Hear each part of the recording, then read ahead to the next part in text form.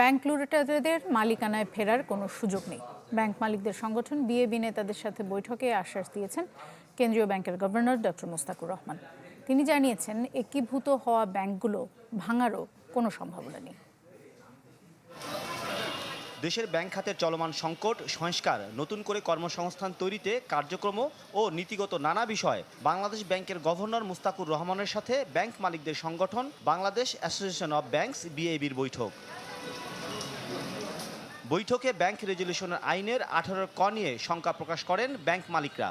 জানান, ব্যাংক খাতে লুটপাটে জড়িতরা মালিকানায় ফিরে আসলে ফের অস্থিরতা তৈরি হবে, তলানিতে ঠেকবে গ্রাহকের আস্থা। জবাবে গভর্নর আশ্বস্ত করেন, এই আইন বলে লুটেরাদের ব্যাংকে ফিরে আসার সুযোগ নেই।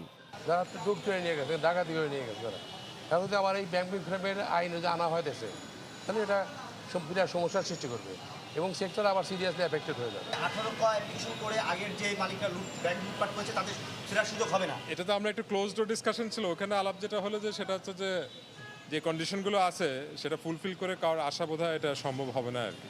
এটা হচ্ছে আমাদের যেটা আলাপ হলো। আলোচনা হয় বন্ধ কলকারখানা চালু করতে কেন্দ্রীয় ব্যাংকের বিশেষ সুবিধার বিষয়টি নিয়েও। তা যেন ঢালাওভাবে দেয়া না হয়, এ নিয়েও কেন্দ্রীয় ব্যাংককে সতর্ক করেছেন বিএবি নেতারা। ইন্ডাস্ট্রি বন্ধ কেন হয়েছে এটা জানতে হবে আগে আমাদের। Why the industry close down, অনেকগুলো ফ্যাক্টর আছে। এটা পাওয়ারের জন্য হতে পারে, তারপরে বায়ার নাই, ক্রেতা নাই, বিভিন্নভাবে এই পয়সা দেওয়া তো ঠিক করা যাবে না।